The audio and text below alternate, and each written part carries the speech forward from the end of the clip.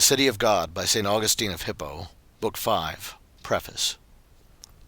Since, then, it is established that the complete attainment of all we desire is that which constitutes felicity, which is no goddess, but a gift of God, and that therefore men can worship no god save him who is able to make them happy,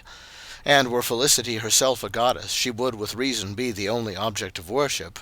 Since, I say, this is established, let us now go on to consider why God, who is able to give with all other things those good gifts which can be possessed by men who are not good, and consequently not happy, has seen fit to grant such extended and long-continued dominion to the Roman Empire.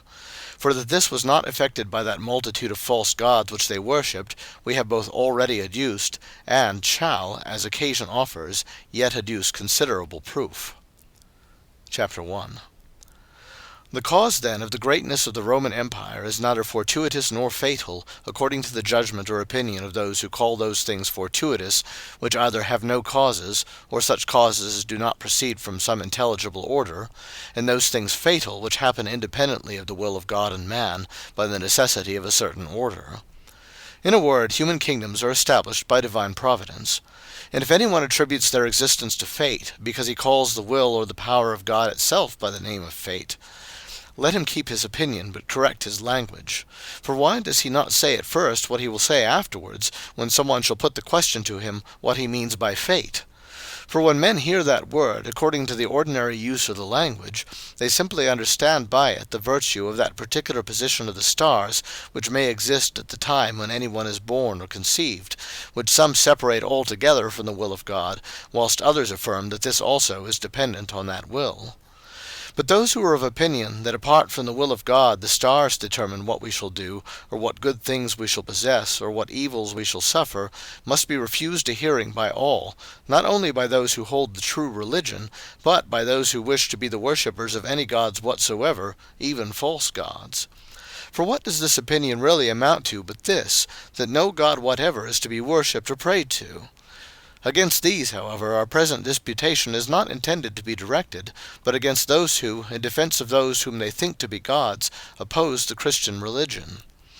They, however, who make the position of the stars depend on the divine will, and in a manner decree what character each man shall have, and what good or evil shall happen to him, if they think that these same stars have that power conferred upon them by the supreme power of God, in order that they may determine these things according to their will, do a great injury to the celestial sphere, in whose most brilliant senate, and most splendid senate house, as it were, they suppose that wicked deeds are decreed to be done. Such deeds as that, if any terrestrial state should decree them, it would be condemned to overthrow by the decree of the whole human race. What judgment, then, is left to God concerning the deeds of men, who is Lord both of the stars and of men, when to these deeds a celestial necessity is attributed? Or if they do not say that the stars, though they have indeed received a certain power from God, who is supreme, determine those things according to their own discretion, but simply that his commands are fulfilled by them instrumentally in the application and enforcing of such necessities, are we thus to think concerning God even what it seemed unworthy that we should think concerning the will of the stars? But if the stars are said rather to signify these things than to affect them, so that that position of the stars is, as it were, a kind of speech predicting, not causing future things, for this has been the opinion of men of no ordinary learning, certainly the mathematicians are not wont so to speak, saying, for example, Mars in such or such a position signifies a homicide, but makes a homicide. But nevertheless, though we grant that they do not speak as they ought, and that we ought to accept as the proper form of speech that employed by the philosophers in predicting those things which they think they discover in the position of the stars, how comes it that they have never been able to assign any cause why, in the life of twins, in their actions, in the events which befall them, in their professions, arts, honors, and other things pertaining to human life, also in their very death, there is often so great a difference, that as far as these things are concerned, many entire strangers are more like them than they are like each other, though separated at birth by the smallest interval of time, but at conception generated by the same act of copulation, and at the same moment. Chapter 2. Cicero says that the famous physician Hippocrates has left in writing that he had suspected that a certain pair of brothers were twins, from the fact that they both took ill at once, and their disease advanced to its crisis, and subsided in the same time in each of them. Posidonius the Stoic, who was much given to astrology, used to explain the fact by supposing that they had been born and conceived under the same constellation. In this question the conjecture of the physician is by far more worthy to be accepted, and approaches much nearer to credibility, since, according as the parents were affected in body at the time of copulation, so might the first elements of the fetuses have been affected, so that all that was necessary for their growth and development up till birth having been supplied from the body of the same mother, they might be born with like constitutions. Thereafter, nourished in the same house, on the same kinds of food, where they would have also the same kinds of air, the same locality, the same quality of water, which, according to the testimony of medical science, have a very great influence, good or bad, on the condition of bodily health, and where they would also be accustomed to the same kinds of exercise, they would have bodily constitutions so similar that they would be similarly affected with sickness at the same time, and by the same causes. But to wish to adduce that particular position of the stars which existed at the time when they were born or conceived as the cause of their being simultaneously affected with sickness manifests the greatest arrogance, when so many beings of most diverse kinds, in the most diverse conditions, and subject to the most diverse events, may have been conceived and born at the same time, and in the same district, lying under the same sky. But we know that twins do not only act differently and travel to very different places, but that they also suffer from different kinds of sickness, for which Hippocrates would give what is in my opinion the simplest reason, namely, that through diversity of food and exercise, which arises not from the constitution of the body, but from the inclination of the mind, they may have come to be different from each other in respect of health. Moreover, Posidonius, or any other asserter of the fatal influence of the stars, will have enough to do to find anything to say to this, if he be unwilling to impose upon the minds of the uninstructed in things of which they are ignorant. But as to what they attempt to make out from that very small interval of time elapsing between the births of twins, on account of that point in the heavens where the mark of the natal hour is placed, in which they call the horoscope, it is either disproportionately small to the diversity which is found in the dispositions, actions, habits, and fortunes of twins, or it is disproportionately great when compared with the estate of twins, whether low or high, which is the same for both of them, the cause for whose greatest difference they place, in every case, in the hour on which one is born. And for this reason, if the one is born so immediately after the other that there is no change in the horoscope, I demand an entire similarity in all that respects them both, which can never be found in the case of any twins. But if the slowness of the birth of the second give time for a change in the horoscope, I demand different parents, which twins can never have. Chapter 3. It is to no purpose, therefore, that famous fiction about the potter's wheel is brought forward, which tells of the answer which Nigidius is said to have given when he was perplexed with this question, and on account of which he was called Figulus. For having whirled round the potter's wheel with all his strength, he marked it with ink, striking it twice with the utmost rapidity, so that the strokes seemed to fall in the very same part of it. Then, when the rotation had ceased, the marks which he had made were found upon the rim of the wheel at no small distance apart. Thus, said he, considering the great rapidity with which the celestial sphere revolves, even though twins were born with as short an interval between their births as there was between the strokes which I gave this wheel, that brief interval of time is equivalent to a very great distance in the celestial sphere. Hence, said he, come whatever dissimilitudes may be remarked in the habits and fortunes of twins. This argument is more fragile than the vessels which are fashioned by the rotation of that wheel. For if there is so much significance in the heavens which cannot be comprehended by observation of the constellations, that in the case of twins an inheritance may fall to the one and not to the other, why, in the case of others who are not twins, do they dare, having examined their constellations, to declare such things as pertain to that secret which no one can comprehend, and to attribute them to the precise moment of the birth of each individual?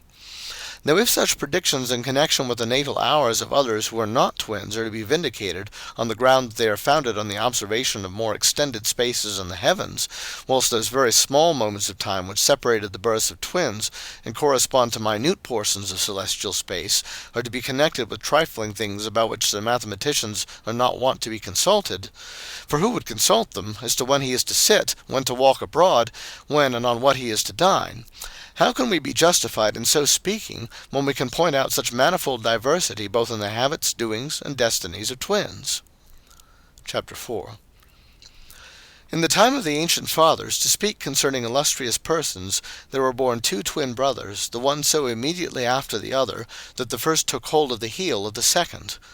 So great a difference existed in their lives and manners, so great a dissimilarity in their actions, so great a difference in their parents' love for them respectively, that the very contrast between them produced even a mutual hostile antipathy. Do we mean, when we say that they were so unlike each other, that when the one was walking, the other was sitting, when the one was sleeping, the other was waking, which differences are such as are attributed to those minute portions of space which cannot be appreciated by those who note down the position of the stars which exists at the moment of one's birth, in order that the mathematicians may be consulted concerning it? One of these twins was for a long time a hired servant, the other never served. One of them was beloved by his mother, the other was not so. One of them lost that honor which was so much valued among their people, the other obtained it. And what shall we say of their wives, their children, and their possessions? How different they were in respect to all these! If, therefore, such things as these are connected with those minute intervals of time which elapse between the births of twins, and are not to be attributed to the constellations, wherefore are they predicted in the case of others from the examination of their constellations? And if, on the other hand, these things are said to be predicted because they are connected not with minute and inappreciable moments, but with intervals of time which can be observed and noted down, what purpose is that potter's wheel to serve in this matter, except it be to whirl round men who have hearts of clay, in order that they may be prevented from detecting the emptiness of the talk of the mathematicians? Chapter 5. Do not those very persons whom the medical sagacity of Hippocrates led him to suspect to be twins, because their disease was observed by him to develop to its crisis and to subside again in the same time in each of them, do not these, I say, serve as a sufficient refutation of those who wish to attribute to the influence of the stars that which was owing to a similarity of bodily constitution? For wherefore were they both sick of the same disease, and at the same time, and not the one after the other in the order of their birth? For certainly they could not both be born at the same time. Or if the fact of their having been born at different times by no means necessarily implies that they must be sick at different times, why do they contend that the difference in the time of their births was the cause of their difference in other things? Why could they travel in foreign parts at different times, marry at different times, beget children at different times, and do many other things at different times, by reason of their having been born at different times, and yet could not, for the same reason, also be sick at different times? For if a difference in the moment of birth changed the horoscope, and occasioned dissimilarity in all other things, why has that simultaneousness which belonged to their conception remained in their attacks of sickness? Or if the destinies of health are involved in the time of conception, but those of other things be said to be attached to the time of birth, they ought not to predict anything concerning health from an examination of the constellations of birth, when the hour of conception is not also given, that its constellations may be inspected. But if they say that they predict attacks of sickness without examining the horoscope of conception, because these are indicated by the moments of birth, how could they inform either of these twins when he would be sick from the horoscope of his birth, when the other also, who had not the same horoscope of birth, must of necessity fall sick at the same time? Again, I ask, if the distance of time between the births of twins is so great as to occasion a difference of their constellations on account of the difference of their horoscopes, and therefore of all the cardinal points to which so much influence is attributed, that even from such change there comes a difference of destiny, how is it possible that this should be so, since they cannot have been conceived at different times? Or, if two conceived at the same moment of time could have different destinies with respect to their births, why might not also two born at the same moment of time have different destinies for life and for death? For if the one moment in which both were conceived did not hinder that the one should be born before the other, why, if two are born at the same moment, should anything hinder them from dying at the same moment? If a simultaneous conception allows of twins being differently affected in the womb, why should not simultaneousness of birth allow of any two individuals having different fortunes in the world? And thus would all the fictions of this art, or rather delusion, be swept away. What strange circumstance is this, that two children conceived at the same time, nay, at the same moment, under the same position of the stars, have different fates which bring them to different hours of birth, whilst two children born of two different mothers at the same moment of time, under one and the same position of the stars, cannot have different fates which shall conduct them by necessity to diverse manners of life and of death? Are they at conception as yet without destinies, because they can only have them if they be born? What therefore do they mean when they say that if the hour of the conception be found, many things can be predicted by these astrologers? From which also arose that story which is reiterated by some, that a certain sage chose an hour in which to lie with his wife, in order to secure his begetting an illustrious son. From this opinion also came that answer of Posidonius, the great astrologer and also philosopher, concerning those twins who were attacked with sickness at the same time, namely, that this had happened to them because they were conceived at the same time and born at the same time. For certainly he added conception, lest it should be said to him that they could not both be born at the same time, knowing that at any rate they must both have been conceived at the same time, wishing thus to show that he did not attribute the fact of their being similarly and simultaneously affected with sickness to the similarity of their bodily constitutions as its proximate cause, but that he held that even in respect of the similarity of their health they were bound together by a sidereal connection. If, therefore, the time of conception has so much to do with the similarity of destinies, these same destinies ought not to be changed by the circumstances of birth. Or, if the destinies of twins be said to be changed because they are born at different times, why should we not rather understand that they had been already changed in order that they might be born at different times?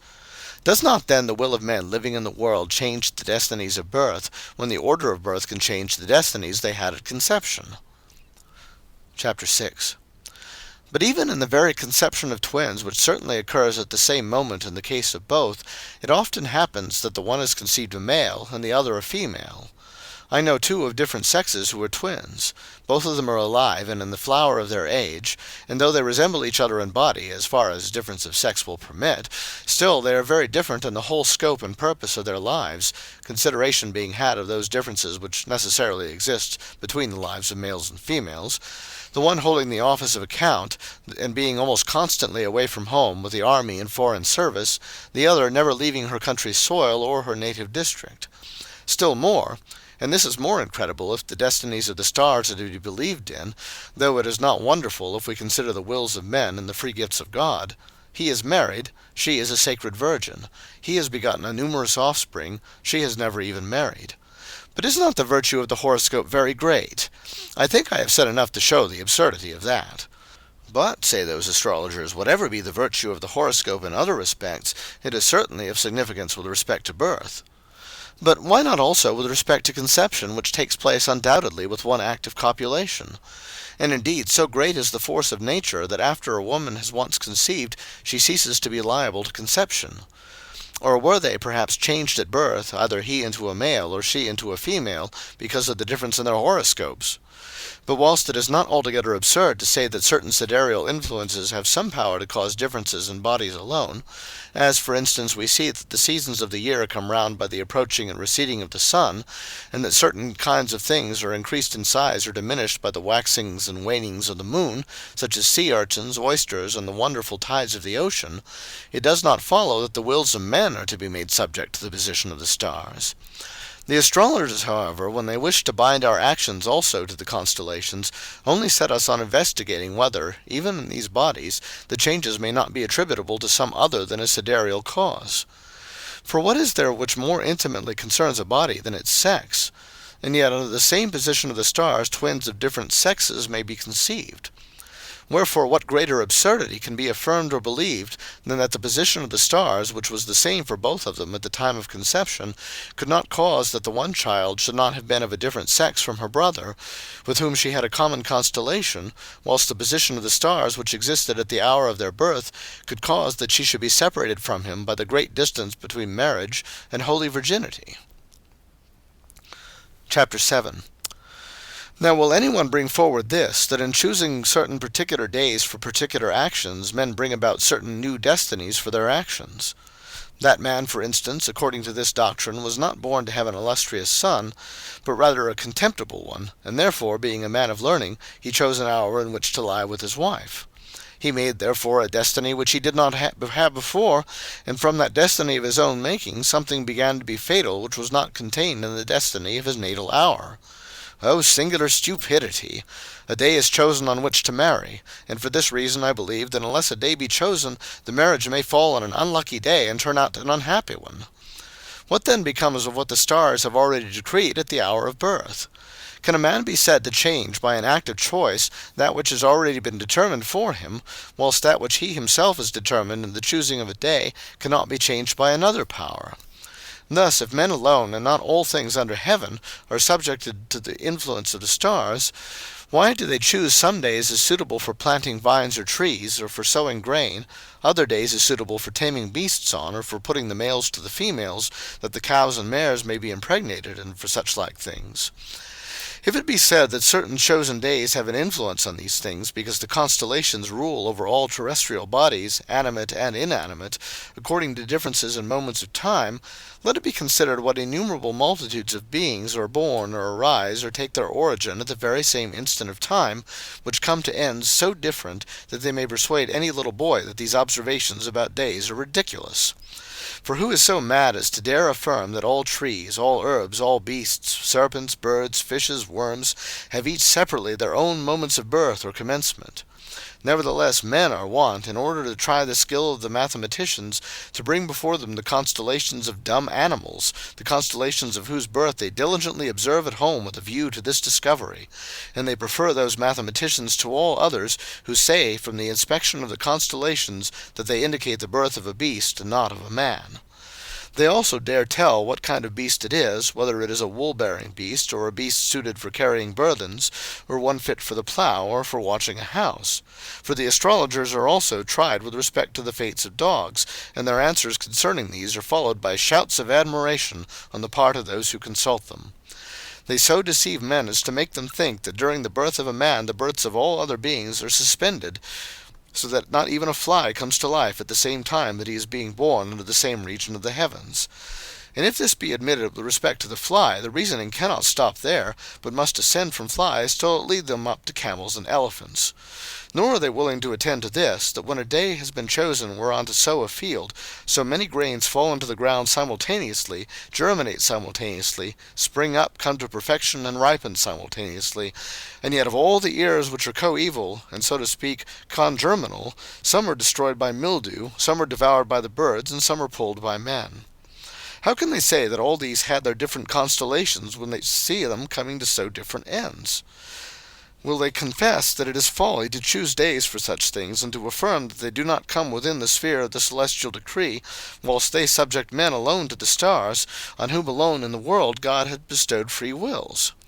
All these things being considered, we have good reason to believe that when the astrologers give very many wonderful answers, it is to be attributed to the occult inspiration of spirits not of the best kind, whose care it is to insinuate into the minds of men, and to confirm in them, those false and noxious opinions concerning the fatal influence of the stars, and not to their marking and inspecting of horoscopes, according to some kind of art which in reality has no existence.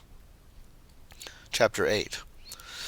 But as to those who call by the name of faith, not the disposition of the stars as it may exist when any creature is conceived or born, or commences its existence, but the whole connection and train of causes which makes everything become what it does become, there is no need that I should labor and strive with them in a merely verbal controversy, since they attribute the so-called order and connection of causes to the will and power of God Most High, who is most rightly and most truly believed to know all things before they come to pass, and to leave nothing unordained, from whom are all powers, although the wills of all are not from him.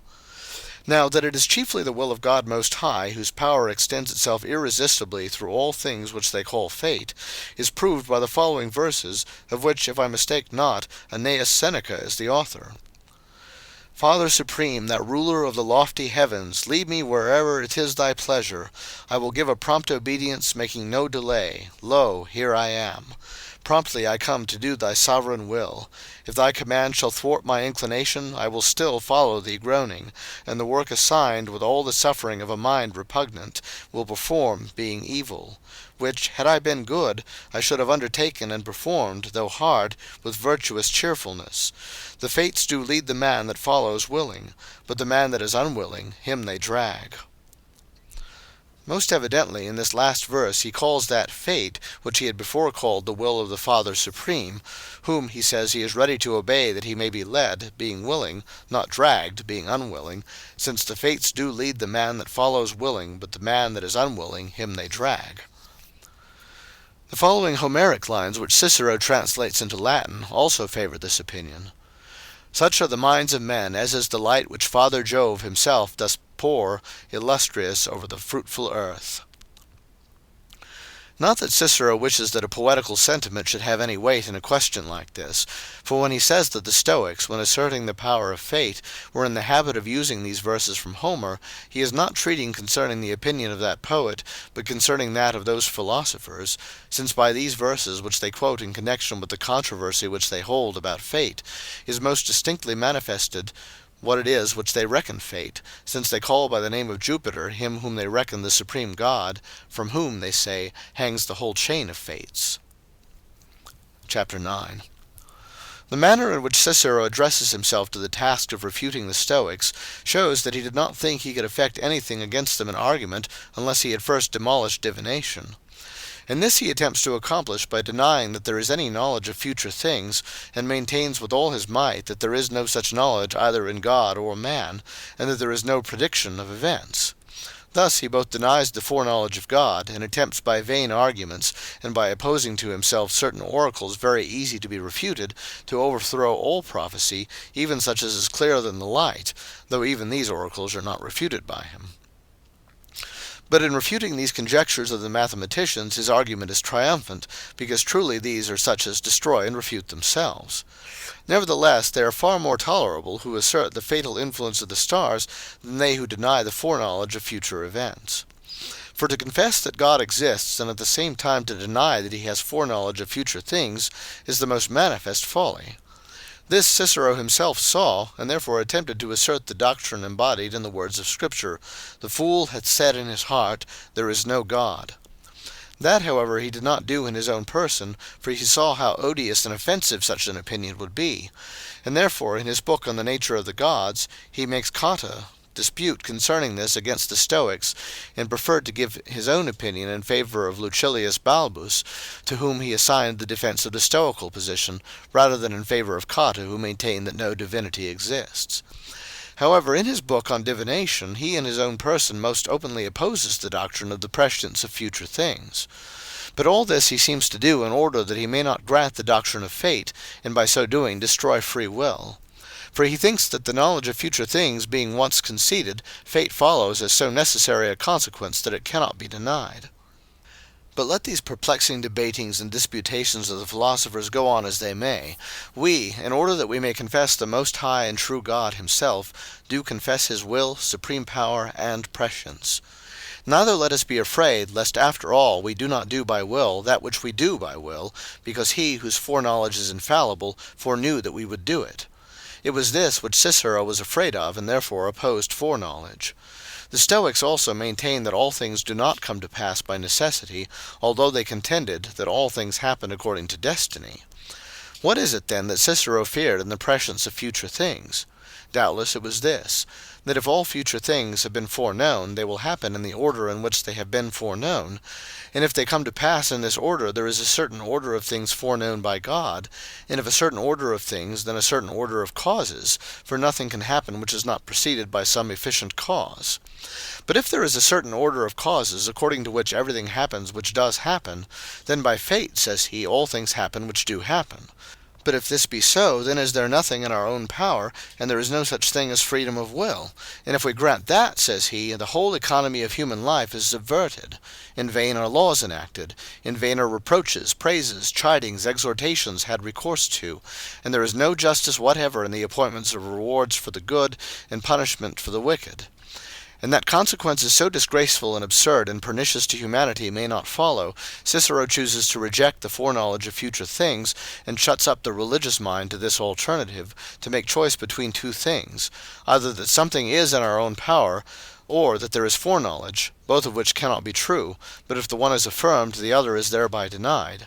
He therefore, like a truly great and wise man, and one who consulted very much and very skillfully for the good of humanity, of those two chose the freedom of the will, to confirm which he denied the foreknowledge of future things, and thus, wishing to make men free, he makes them sacrilegious. But the religious mind chooses both, confesses both, and maintains both by the faith of piety. But how so, says Cicero? For the knowledge of future things being granted, there follows a chain of consequences which ends in this, that there can be nothing depending on our own free wills. And further, if there is anything depending on our wills, we must go backwards by the same steps of reasoning till we arrive at the conclusion that there is no foreknowledge of future things. For we go backwards through all the steps in the following order. If there is free will, all things do not happen according to fate. If all things do not happen according to fate, there is not a certain order of causes. And if there is not a certain order of causes, neither is there a certain order of things foreknown by God. For things cannot come to pass except they are preceded by efficient causes. But if there is no fixed and certain order of causes foreknown by God, all things cannot be said to happen according as he foreknew that they would happen. And further, if it is not true that all things happen just as they have been foreknown by him, there is not, says he, in God any foreknowledge of future events. Now against the sacrilegious and impious darings of reason we assert both that God knows all things before they come to pass, and that we do by our free will whatsoever we know and feel to be done by us only because we will it. But that all things come to pass by fate we do not say. Nay, we affirm that nothing comes to pass by fate. For we demonstrate that the name of fate, as it is wont to be used by those who speak of fate, meaning thereby the position of the stars at the time of each one's conception or birth, is an unmeaning word, for astrology itself is a delusion. But an order of causes in which the highest efficiency is attributed to the will of God, we neither deny nor do we designate it by the name of fate, unless perhaps we may understand fate to mean that which is spoken, deriving it from fare, to speak, for we cannot deny that it is written in the sacred Scriptures, God hath spoken once, these two things have I heard, that power belongeth unto God. Also unto thee, O God, belongeth mercy, for thou wilt render unto every man according to his works. Now the expression, once hath he spoken, is to be understood as meaning immovably, that is, unchangeably hath he spoken, inasmuch as he knows unchangeably all things which shall be, and all things which he will do. We might then use the word fate in the sense it bears when derived from fare, to speak, had it not already come to be understood in another sense, into which I am unwilling that the hearts of men should unconsciously slide. But it does not follow that though there is for God a certain order of all causes, there must therefore be nothing depending on the free exercise of our own wills, for our wills themselves are included in that order of causes which is certain to God, and is embraced by his foreknowledge, for human wills are also causes of human actions. And he who foreknew all the causes of things would certainly among those causes have not been ignorant of our wills. For even that very concession which Cicero himself makes is enough to refute him in this argument. For what does it help him to say that nothing takes place without a cause, but that every cause is not fatal, there being a fortuitous cause, a natural cause, and a voluntary cause? It is sufficient that he confesses that whatever happens must be preceded by a cause. For we say that those causes which are called fortuitous are not a mere name for the absence of causes, but are only latent, and we attribute them either to the will of the true God, or to that of spirits of some kind or other. And as to natural causes, we by no means separate them from the will of him who is the author and framer of all nature. But now as to voluntary causes. They are referable either to God, or to angels, or to men, or to animals of whatever description, if indeed those instinctive movements of animals devoid of reason, by which, in accordance with their own nature, they seek or shun various things, are to be called wills. And when I speak of the wills of angels, I mean either the wills of good angels, whom we call the angels of God, or of the wicked angels, whom we call the angels of the devil, or demons. Also by the wills of men I mean the wills either of the good or of the wicked. And from this we conclude that there are no efficient causes of all things which come to pass, unless voluntary causes, that is, such as belong to that nature which is the spirit of life. For the air or wind is called spirit, but inasmuch as it is a body, it is not the spirit of life. The spirit of life, therefore, which quickens all things, and is the creator of every body, and of every created spirit, is God himself, the uncreated spirit. In his supreme will resides the power which acts on the wills of all created spirits, helping the good, judging the evil, controlling all, granting power to some, not granting it to others. For as he is the creator of all natures, so also is he the bestower of all powers, not of all wills. For wicked wills are not from him, being contrary to nature, which is from him. As to bodies, they are more subject to wills. Some to our wills, by which I mean the wills of all living mortal creatures, but more to the wills of men and of beasts.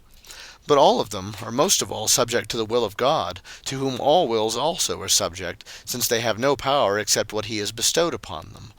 The cause of things, therefore, which makes but is not made, is God. But all other causes both make and are made. Such are all created spirits, and especially the rational. Material causes, therefore, which may rather be said to be made than to make, are not to be reckoned among efficient causes, because they can only do what the wills of spirits do by them. How then does an order of causes which is certain to the foreknowledge of God necessitate that there should be nothing which is dependent on our wills, when our wills themselves have a very important place in the order of causes? Cicero, then, contends with those who call this order of causes fatal, or rather designate this order itself by the name of fate, to which we have an abhorrence, especially on account of the word, which men have become accustomed to understand as meaning what is not true. But whereas he denies that the order of all causes is most certain, and perfectly clear to the prescience of God, we detest his opinion more than the Stoics do. For he either denies that God exists, which indeed in an assumed personage he has labored to do in his book De Natura Deorum, or if he confesses that he exists, but denies that he is prescient of future things, what is that but just the fool saying in his heart there is no God? For one who is not prescient of all future things is not God.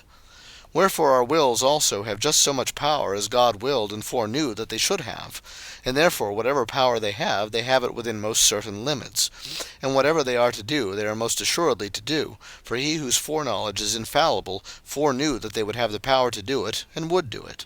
Wherefore, if I should choose to apply the name of fate to anything at all, I should rather say that fate belongs to the weaker of two parties, will to the stronger, who has the other in his power, than that the freedom of our will is excluded by that order of causes, which by an unusual application of the word peculiar to themselves, the Stoics call fate. Chapter 10. Wherefore neither is that necessity to be feared, for dread of which the Stoics labored to make such distinctions among the causes of things as should enable them to rescue certain things from the dominion of necessity, and to subject others to it.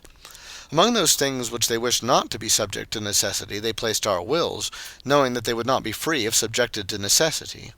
For if that is to be called our necessity, which is not in our power, but even though we be unwilling affects what it can effect, as, for instance, the necessity of death, it is manifest that our wills by which we live uprightly or wickedly are not under such a necessity, for we do many things which if we were not willing we should certainly not do. This is primarily true of the act of willing itself. For if we will, it is; if we will not, it is not. For we should not will if we were unwilling. But if we define necessity to be that according to which we say that it is necessary that anything be of such or such a nature, or be done in such and such a manner, I know not why we should have any dread of that necessity taking away the freedom of our will.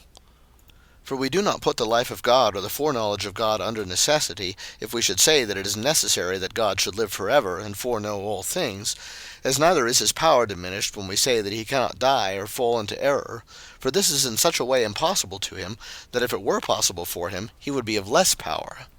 But assuredly he is rightly called omnipotent, though he can neither die nor fall into error. For he is called omnipotent on account of his doing what he wills, not on account of his suffering what he wills not. For if that should befall him, he would by no means be omnipotent.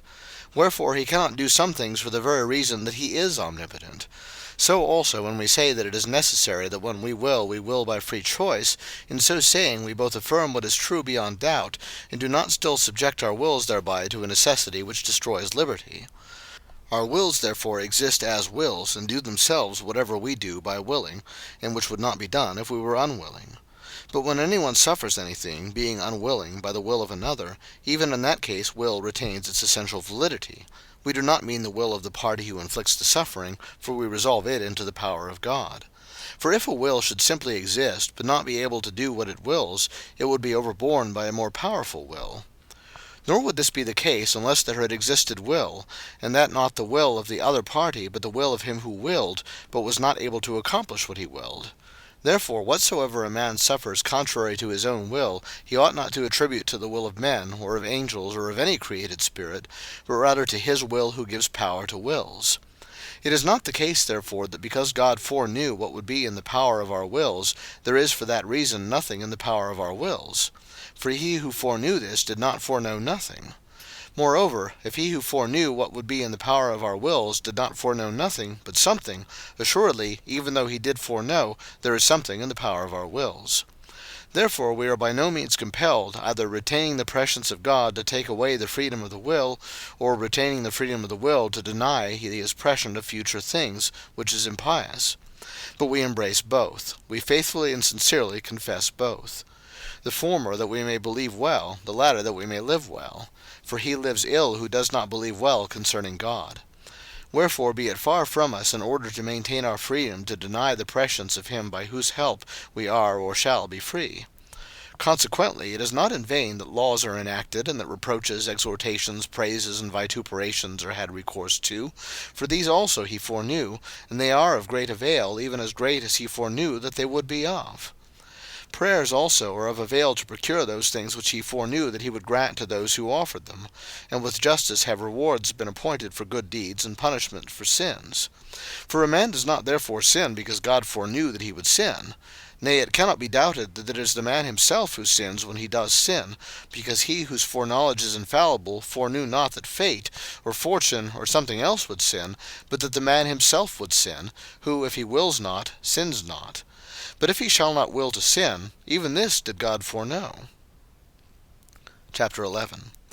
Therefore God supreme and true, with his Word and his Holy Spirit, which three are one God omnipotent, creator and maker of every soul and of every body, by whose gift all are happy who are happy through verity and not through vanity, who made man a rational animal consisting of soul and body, who, when he sinned, neither permitted him to go unpunished, nor left him without mercy, who has given to the good and to the evil, being in common with stones, vegetable life in common with trees, sensuous life in common with brutes, intellectual life in common with angels alone, from whom is every mode, every species, every order, from whom are measure, number, weight, from whom is everything which has an existence in nature, of whatever kind it be, and of whatever value, from whom are the seeds of forms, and the forms of seeds, and the motion of seeds and of forms, who gave also to flesh its origin, beauty, health, reproductive fecundity, disposition of members, and the salutary concord of its parts, who also to the irrational soul has given memory, sense, appetite, but to the rational soul, in addition to these, has given intelligence and will, who has not left, not to speak of heaven and earth, angels and men, but not even the entrails of the smallest and most contemptible animal, or the feather of a bird, or the little flower of a plant, or the leaf of a tree, without an harmony, and, as it were, a mutual peace among all its parts. That God can never be believed to have left the kingdoms of men, their dominations and servitudes, outside of the laws of his providence. Chapter 12. Wherefore let us go on to consider what virtues of the Romans they were, which the true God, in whose power are also the kingdoms of the earth, condescended to help in order to raise the empire, and also for what reason he did so. And in order to discuss this question on clearer ground, we have written the former books to show that the power of those gods, who they thought were to be worshipped with such trifling and silly rites, had nothing to do in this matter, and also what we have already accomplished in the present volume, to refute the doctrine of fate, lest anyone who might have been already persuaded that the Roman Empire was not extended and preserved by the worship of these gods, might still be attributing its extension and preservation to some kind of fate, rather than to the most powerful will of God Most High. The ancient and primitive Romans, therefore, though their history shows us that, like all the other nations, with the sole exception of the Hebrews, they worshipped false gods, and sacrificed victims not to God but to demons, have nevertheless this commendation bestowed on them by their historian, that they were greedy of praise, prodigal of wealth, desirous of great glory, and content with a moderate fortune. Glory they most ardently loved, for it they wished to live, for it they did not hesitate to die. Every other desire was repressed by the strength of their passion for that one thing. At length their country itself, because it seemed inglorious to serve, but glorious to rule and to command, they first earnestly desired to be free, and then to be mistress. Hence it was that, not enduring the domination of kings, they put the government into the hands of two chiefs, holding office for a year, who were called consuls, not kings or lords. But royal pomp seemed inconsistent with the administration of a ruler, regentis, or the benevolence of one who consults, that is, for the public good, consulentis, but rather with the haughtiness of a lord, dominantis. King Tarquin, therefore, having been banished, and the consular government having been instituted, it followed, as the same author already alluded to says in his praises of the Romans, that the state grew with amazing rapidity after it obtained liberty, so great a desire of glory had taken possession of it. That eagerness for praise and desire of glory, then, was that which accomplished those many wonderful things, laudable doubtless, and glorious according to human judgment. The same Sallust praises the great men of his own time, Marcus Cato and Caius Caesar, saying that for a long time the Republic had no one great in virtue, but that within his memory there had been these two men of eminent virtue in very different pursuits. Now among the praises which he pronounces on Caesar he put this, that he wished for a great empire, an army, and a new war, that he might have a sphere where his genius and virtue might shine forth. Thus it was ever the prayer of men of heroic character that Bellona would excite miserable nations to war, and lash them into agitation with her bloody scourge, so that there might be occasion for the display of their valor. This, forsooth, is what that desire of praise and thirst for glory did. Wherefore, by the love of liberty in the first place, afterwards also by that of domination, and through the desire of praise and glory, they achieved many great things, and their most eminent poet testifies to their having been prompted by all these motives. Porsenna there with pride elate bids Rome to Tarquin ope her gate. With arms he hems the city in, Aeneas' sons stand firm to win. At that time it was their greatest ambition either to die bravely or to live free. But when liberty was obtained, so great a desire of glory took possession of them, that liberty alone was not enough unless domination also should be sought, their great ambition being that which the same poet puts into the mouth of Jupiter. Nay, Juno's self, whose wild alarms set ocean, earth, and heaven in arms, shall change for smiles her moody frown, and vie with me in zeal to crown Rome's sons, the nation of the gown. So stands my will. There comes a day, while Rome's great ages hold their way, when old Assaracus' sons shall quit them on the Myrmidons, o'er Phthia and Mycenae reign, and humble Argos to their chain. Which things indeed Virgil makes Jupiter predict his future, whilst in reality he was only himself passing in review in his own mind things which were already done, and which were beheld by him as present realities. But I have mentioned them with the intention of showing that next to liberty the Romans so highly esteemed domination, that it received a place among those things on which they bestowed the greatest praise. Hence also it is that that poet, preferring to the arts of the other nations those arts which peculiarly belong to the Romans, namely the arts of ruling and commanding, and of subjugating and vanquishing nations, says, Others belike with happier grace from bronze or stone shall call the face, plead doubtful causes, map the skies, and tell when planets set or rise. But Roman thou, do thou control the nations far and wide. Be this thy genius, to impose the rule of peace on vanquished foes, show pity to the humble soul, and crush the sons of pride. These arts they exercised with the more skill the less they gave themselves up to pleasures, and to enervation of body and mind in coveting and amassing riches, and through these corrupting morals, by extorting them from the miserable citizens, and lavishing them on base stage players. Hence these men of base character, who abounded when Sallust wrote and Virgil sang these things, did not seek after honours and glory by these arts, but by treachery and deceit. Wherefore the same says, But at first it was rather ambition than avarice that stirred the minds of men, which vice, however, is nearer to virtue. For glory, honour, and power are desired alike by the good man and by the ignoble, but the former, he says, strives onward to them by the true way, whilst the other, knowing nothing of the good arts, seeks them by fraud and deceit. And what is meant by seeking the attainment of glory, honour, and power by good arts, is to seek them by virtue, and not by deceitful intrigue. For the good and the ignoble man alike desire these things, but the good man strives to overtake them by the true way. The way is virtue, along which he presses as to the goal of possession, namely, to glory, honour, and power. Now that this was a sentiment ingrained in the Roman mind is indicated even by the temples of their gods, for they built in very close proximity the temples of virtue and honour, worshipping as gods the gifts of God. Hence we can understand what they who were good thought to be the end of virtue, and to what they ultimately referred it, namely to honour. For as to the bad, they had no virtue, though they desired honour, and strove to possess it by fraud and deceit. Praise of a higher kind is bestowed upon Cato, for he says of him, The less he sought glory, the more it followed him. We say praise of a higher kind, for the glory with the desire of which the Romans burned is the judgment of men thinking well of men. And therefore virtue is better which is content with no human judgment, save that of one's own conscience. Whence the Apostle says, "For this is our glory, the testimony of our conscience." And in another place he says, "But let every one prove his own work, and then he shall have glory in himself, and not in another." That glory, honor, and power, therefore, which they desired for themselves, and to which the good sought to attain by good arts, should not be sought after by virtue, but virtue by them. For there is no true virtue except that which is directed towards that end in which is the highest and ultimate good of man. Wherefore even the honours which Cato sought, he ought not to have sought, but the state ought to have conferred them on him unsolicited on account of his virtues. But of the two great Romans of that time, Cato was he whose virtue was by far the nearest to the true idea of virtue. Wherefore let us refer to the opinion of Cato himself to discover what was the judgment he had formed concerning the condition of the state both then and in former times. "I do not think," he says, "that it was by arms that our ancestors made the republic great from being small. Had that been the case, the republic of our day would have been by far more flourishing than that of their times.